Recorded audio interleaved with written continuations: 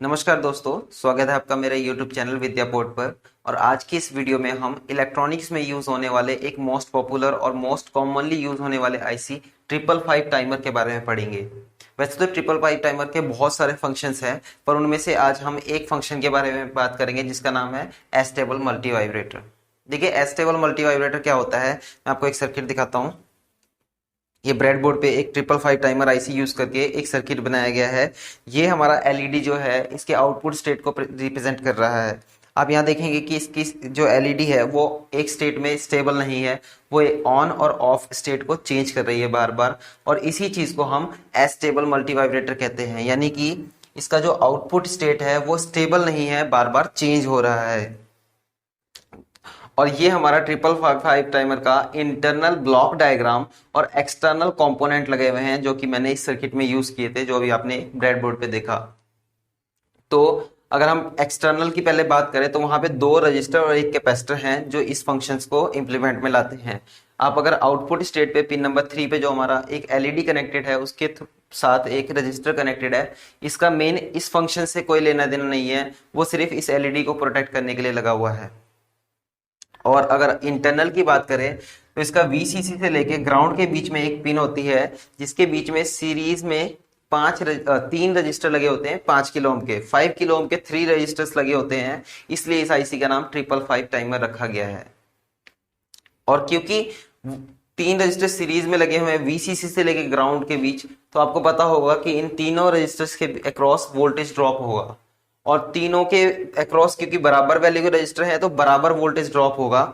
यहाँ पे देखेंगे तो आप 3 वोल्ट्स, क्योंकि हम 9 वोल्ट की सप्लाई यूज कर रहे हैं, 3 वोल्ट्स इसलिए आ रहा है। अगर यहाँ पे हम वोल्टेज कुछ और लेंगे तो ऐसे ही हमारा सब में डिवाइड हो जाएगा बराबर बराबर। तो यहाँ पे हमारे फर्स्ट रजिस्टर के अक्रॉस मिलेगा हमें 3 वोल्ट्स, इस पिन पे हमारा 3 वोल्ट्स होगा यहाँ पे। और अगर दूसरे रजिस्टर के बाद अक्रॉस बात करेंगे तो यहाँ पे हमारा 6 वोल्ट होगा, अगर हम ग्राउंड से कंपेयर करेंगे। अब आगे देखेंगे, इसमें दो कंपैरेटर लगे होते हैं। अगर कंपैरेटर की बात करें, एक कंपैरेटर का जो नॉन इन्वर्टिंग टर्मिनल होता है वो हमारा आउट पिन नंबर 6 होता है, जो कि थ्रेशोल्ड पिन होता है इस आईसी का। और दूसरे कंपैरेटर की बात करें, इसका नॉन इन्वर्टिंग पिन बाहर निकला होता है, जिसका नाम ट्रिगर होता है। अगर हम आईसी की बात करें, इसका पिन नंबर 2 होता है, इसका नाम ट्रिगर होता है। पिन नंबर 1 हमारा ग्राउंड से कनेक्टेड है, पिन नंबर 3 आउटपुट है, पिन नंबर 4 हमारा रीसेट है, पिन है आईसी का रीसेट पिन, पिन नंबर 4 है। और पिन नंबर 8 वीसीसी, जहां पे हम मेन सप्लाई देते हैं। अब यहाँ पे हमने 9 वोल्ट की सप्लाई दी है इस सर्किट में, दो कंपैरेटर लगे हुए हैं। वो कंपैरेटर का आउटपुट हमारा आरएस फ्लिप फ्लॉप में जाता है, उसका जो आउटपुट होता है वो हमारा एक इन्वर्टर के थ्रू क्रॉस करके आउटपुट स्टेट में आता है। और ठीक वही पॉइंट हमारा एक ट्रांजिस्टर से कनेक्टेड होता है, जो कि डिस्चार्ज पिन होता है, पिन नंबर 7। अब एक एक करके समझते हैं कि ये कैसे काम करते हैं, और फिर हम समझेंगे कि एस्टेबल मल्टीवाइब्रेटर हमारा कैसे काम कर रहा है। सबसे पहले बात करें कंपैरेटर की, तो कंपैरेटर का काम सिर्फ इतना होता है, वो अपने जो दो इनपुट पॉइंट्स हैं, इनपुट टर्मिनल है, एक नॉन इन्वर्टिंग और इन्वर्टिंग, इसके को कंपेयर करेगा और अपनी आउटपुट स्टेट को प्रेजेंट करेगा। यानी कि अगर यहाँ पे कुछ वोल्टेज आ रही है, मान लीजिए यहाँ पे एक एक्स वोल्टेज है और यहाँ पे एक्स वाई वोल्ट है, एक्स वाई छोड़ देते हैं, हम थोड़ा इजी लेते हैं। मान लीजिए यहाँ पे 2 वोल्ट आ रही है, यहाँ पे 3 वोल्ट है। अब यहाँ पे देखेंगे वो कंपेयर करेगा कि किसका वोल्टेज ज्यादा है, पोटेंशियल ज्यादा है। अगर नॉन इन्वर्टिंग पे वोल्टेज ज्यादा है और इन्वर्टिंग पे कम है, तो इन दोनों को कंपेयर करने पे इन्वर्टिंग वाले की वैल्यू हाई है, इसलिए वो आउटपुट में 0 डाल देगा। मतलब आउटपुट स्टेट की 0 हो जाएगी, यानी कि 0 वोल्ट। अगर इन दोनों को कंपेयर करेंगे, अगर यहाँ पे 3 वोल्ट के जगह यहाँ पे हम 2 वोल्ट की जगह यहाँ पे 4 वोल्ट देते हैं, तो अब आप देखेंगे कि हमारा जो नॉन इन्वर्टिंग टर्मिनल है उस पर हाई वोल्टेज है और इन्वर्टिंग वाले पे लो है, तो इसका आउटपुट स्टेट यहाँ पे 1 आ जाएगा। वो कंपेयर करेगा, प्लस वाला ज्यादा है तो 1, माइनस वाला ज्यादा है तो 0। तो कंपेरेटर का काम यही है, यहाँ पे यही फंक्शन में यूज हो रहा है।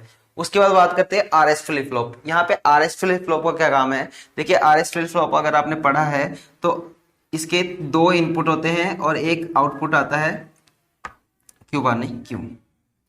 तो इसके चार पॉसिबल स्टेट, तीन बेसिकली मेन तीन पॉसिबल स्टेजेस हैं।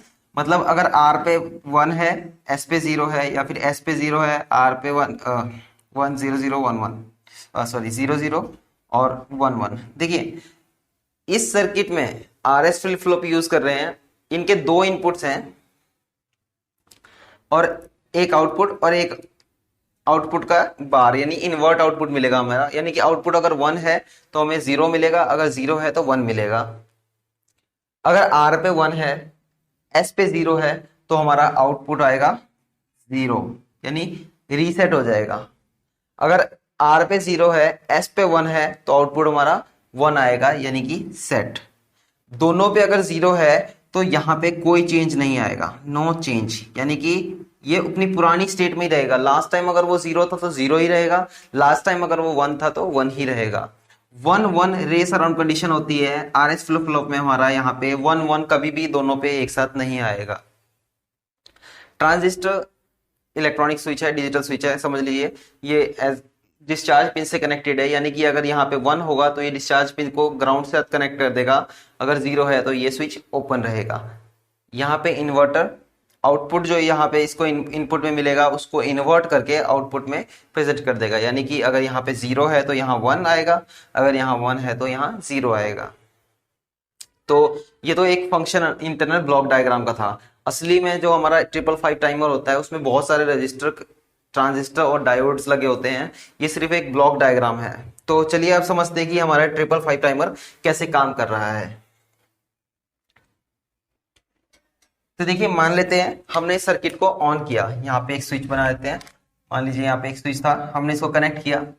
कनेक्ट करते ही क्या होगा, शुरू में हमारा ये जो कैपेसिटर था वो 0 वोल्टेज पे था, है ना। अभी जस्ट हमने सिर्फ ऑन ही किया है, तो अभी मान लीजिए हमारा 0 वोल्टेज पे है, यानी कि इस पिन पे 0 वोल्टेज है, इस पिन पे 0 वोल्टेज है।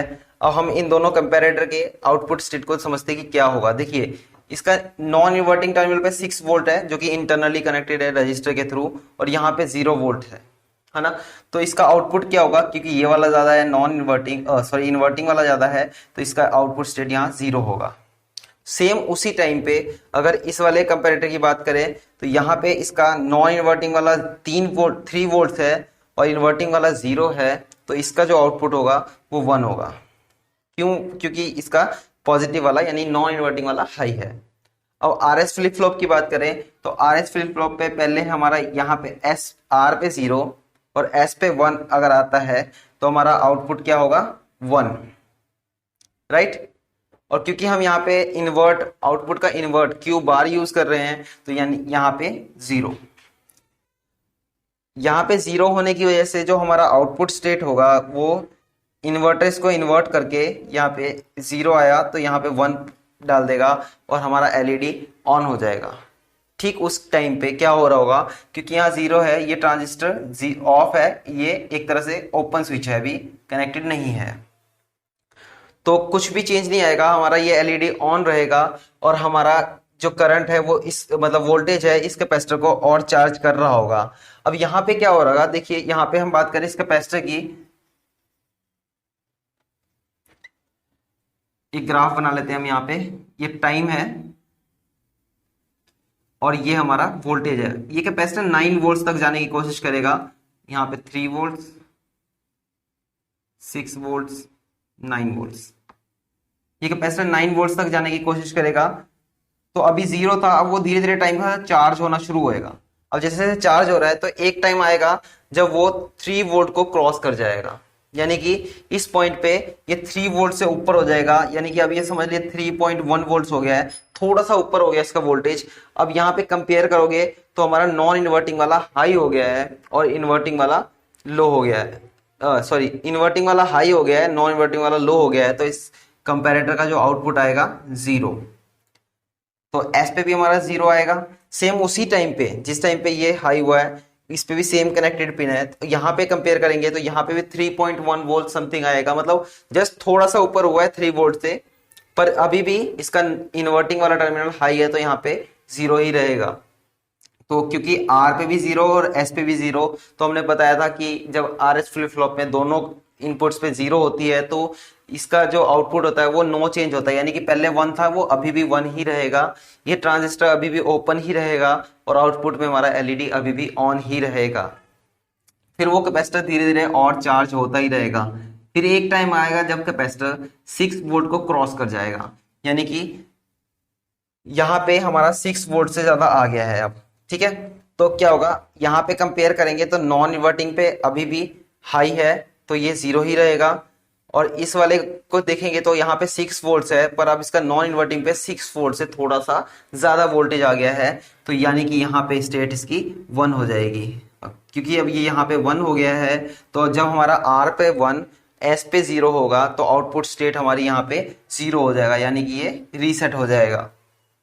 और रीसेट होने के साथ क्या होगा, हमारा क्यू बार जो है यहाँ पे 1 आ जाएगा।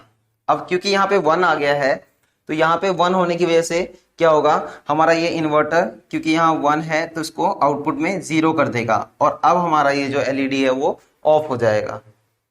सेम उसी टाइम पे क्या होगा, क्योंकि यहाँ पे 1 आ गया है, ये ट्रांजिस्टर भी ऑन हो जाएगा, ये स्विच कनेक्ट हो जाएगा, यानी कि अब ये एक ग्राउंड पिन से कनेक्टेड एक पिन है जो कि डिस्चार्ज वोल्ट पे कनेक्टेड है, डिस्चार्ज पिन पे कनेक्टेड है, और ये डायरेक्टली कनेक्ट है एक रजिस्टर के थ्रू एक कैपेसिटर से। क्योंकि अब हमारा ये ग्राउंड से कनेक्ट हो गया है कैपेसिटर, ये कैपेसिटर यहाँ से डिस्चार्ज होना शुरू हो जाएगा, अब वो नीचे को वोल्टेज की डाउन होनी शुरू हो जाएगी।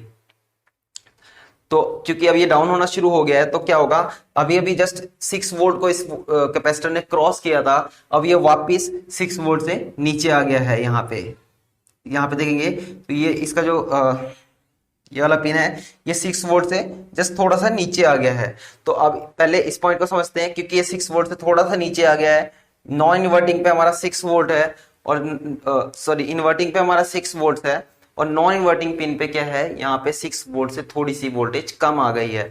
तो क्योंकि ये वाला हाई हो गया है तो यहाँ पे 0 आ जाएगा और आर पे भी 0 आ जाएगा। सेम उसी टाइम पे इसको कंपेयर करेंगे तो यहाँ पे 3 वोल्ट है और यहाँ पे अभी 6 वोल्ट से जस्ट थोड़ा सा कम है, तो नॉन इन्वर्टिंग पे अभी भी हाई है और नॉन इन्वर्टिंग के कम वोल्टेज है, तो इसका आउटपुट 0 ही होगा। यानी आर और एस पे जब 0 होगा तो आउटपुट चेंज नहीं होएगी, सेम वैसे ही रहेगा, और हमारा जो ये कैपेसिटर है वो अभी भी डिस्चार्ज हो रहा है। एक टाइम आएगा जब वो 3 वोल्ट को क्रॉस करेगा, यानी कि वो 3 वोल्ट से भी अब नीचे आ गया, तो यहाँ पे क्या होगा, अब ये 3 वोल्ट से भी कम हो गया है, तो यहाँ पे देखेंगे तो इसकी वैल्यू कम हो गई है और इसकी वैल्यू हाई है, तो इसका आउटपुट स्टेट यहाँ पे 1 हो जाएगा, क्योंकि नॉन इन्वर्टिंग ज्यादा वोल्टेज है और इन्वर्टिंग वाला कम। तो एस पे हमारा यहाँ 1 हो जाएगा। सेम उसी टाइम पे, क्योंकि ये दोनों सेम पिन कनेक्टेड है, इसका भी आउटपुट देख लेते हैं। यहाँ पे हमारा 3 वोल्ट से कम है और यहाँ पे हमारा 6 वोल्ट है, क्योंकि नॉन इन्वर्टिंग वाला कम है और इन्वर्टिंग वाला हाई है, तो यहाँ पे आउटपुट 0 ही रहेगा। तो अब यहाँ पे आर एस फ्लिप फ्लॉप कैसे फंक्शन करेगा, क्योंकि यहाँ पे 0 है, यहाँ पे 1 है, तो सेट हो जाएगा ये, यानी कि आउटपुट में 1 आ जाएगा, इन्वर्ट आउटपुट पे 0 आ जाएगा, ये ट्रांजिस्टर वापस ओपन हो जाएगा, यानी कि कैपेसिटर अब डिस्कनेक्ट हो गया है ग्राउंड से, और क्योंकि यहाँ 0 आ गया है, यहाँ पे 0, और वो इसको इन्वर्ट करके 1 कर देगा और हमारा ये एलईडी ऑन हो जाएगा। अब जैसे ये एलईडी ऑन हो गया, क्योंकि अब एक कैपेसिटर हमारा ट्रांजिस्टर हमारा डिस्कनेक्ट हो गया है, तो ये कैपेसिटर फिर से अब ऊपर से चार्ज होना शुरू हो जाएगा, क्योंकि अब ये कनेक्शन डिस्कनेक्ट हो गया ग्राउंड से, तो ये ऊपर से चार्ज होना शुरू हो जाएगा, यानी कि जैसे ही कैपेसिटर ने 3 वोल्ट को क्रॉस किया अब वो वापस ऊपर चार्ज होना शुरू हो जाएगा। अब जैसे ही ये ट्रांजिस्टर थोड़ा सा 3 वोल्ट से ऊपर जाएगा, यहां पे क्या होगा, ये नॉन इन्वर्टिंग वाला हाई हो जाएगा, इन्वर्टिंग वाला लो होएगा, कम वैल्यू होएगी, तो यहाँ पे हमारी इसकी आउटपुट में 0 आ जाएगा। और क्योंकि यहाँ 0 आ गया, सेम इसी टाइम पे हम यहाँ इसको कंपेयर करेंगे तो ये अभी भी हमारा 0 ही रहेगा, क्योंकि इन्वर्टिंग वाले पे 6 वोल्ट है और यहाँ पे जस्ट 3 से थोड़ा सा ज्यादा, तो यहाँ पे दोनों में जब 0 0 आएगा तो इसका आउटपुट स्टेट चेंज नहीं होएगा, कुछ भी चेंज नहीं होगा, ये कैपेसिटर अभी भी चार्ज हो रहा होगा। ये एक टाइम आएगा फिर जब 6 वोल्ट को क्रॉस करेगा, तो यहाँ पे क्या होगा, अब यहाँ इस पॉइंट पे 6 वोल्ट से थोड़ा सा ज्यादा हाई हो गया है, तो यहाँ पे हमारा 0 ही रहेगा, क्योंकि ये हाई है और ये लो है। यहाँ पे देखेंगे तो ये 6 वोल्ट है और इस पॉइंट पे 6 वोल्ट से थोड़ा सा ज्यादा वोल्टेज आ गया है, तो इसका आउटपुट स्टेट 1 हो जाएगा, यानी कि यहाँ पे 1 तो अब आर और एस में जब हमारा आर 1 होगा, एस 0 होगा, तो ये रीसेट हो जाएगा, तो आउटपुट स्टेट 0 हो जाएगी, इन्वर्ट आउटपुट हमारा 1 हो जाएगा, ये ट्रांजिस्टर क्लोज हो जाएगा, यहाँ पे 1 होने की वजह से आउटपुट में 0 हो जाएगी और ये एलईडी हमारा फिर से ऑफ हो जाएगा। सेम टाइम पे हमारा कैपेसिटर ट्रांजिस्टर शॉर्ट हो गया है, स्विच ऑन हो गया है, ये कैपेसिटर फिर से डिस्चार्ज होना शुरू हो जाएगा और इसकी वोल्टेज फिर से नीचे आनी शुरू हो जाएगी। अब ये क्या हो रहा है, फिर वो 3 वोल्ट तक क्रॉस करेगा, फिर ऊपर जाएगा, फिर तो इसका आप देखेंगे ये चार्जिंग और डिस्चार्जिंग कुछ इस तरह से चलता रहता है। सेम उसी टाइम पे हमारा एलईडी ऑन ऑफ होता रहता है। तो जो ये हमारा आउटपुट है, यही हमारा एस्टेबल मल्टी वाइब्रेटर है या फिर पल्स जनरेटर है, जिसकी वजह से हमारा एलईडी ऑन ऑफ हो रहा है। अब देखिए इसमें एक चीज है, अगर आपको इसकी स्पीड बढ़ानी हो यानी फ्रीक्वेंसी बढ़ानी हो या कम करना हो तो उसको आप दो तरीके से कर सकते हैं। या तो इनकी रजिस्टर्स की वैल्यू बढ़ा देंगे तो हमारा कैपेसिटर ज्यादा टाइम लेगा चार्ज होने में और ज्यादा टाइम लेगा डिस्चार्ज होने में, तो उस केस में हमारी फ्रीक्वेंसी कम हो जाएगी। या फिर कैपेसिटर की वैल्यू बढ़ा देंगे तो भी फ्रीक्वेंसी कम हो जाएगी। अगर कैपेसिटर की वैल्यू कम कर देंगे तो कैपेसिटर जल्दी चार्ज होगा और जल्दी जल्दी लाइट आपका ऑन ऑफ होगा, एस्टेबल पल्सेस जो होंगे हाई होगा। छोटा सा एग्जांपल देख लेते हैं हम।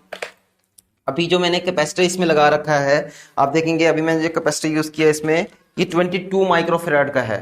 अब ये 22 माइक्रोफेराड की जगह अगर हम इसको हटा दें, अब ये ऑन स्टेट में हो गया क्योंकि कैपेसिटर का कोई यहाँ पे वो है नहीं, कनेक्शन हट गया यहाँ से, एक स्टेबल स्टेट हो गई है इसकी।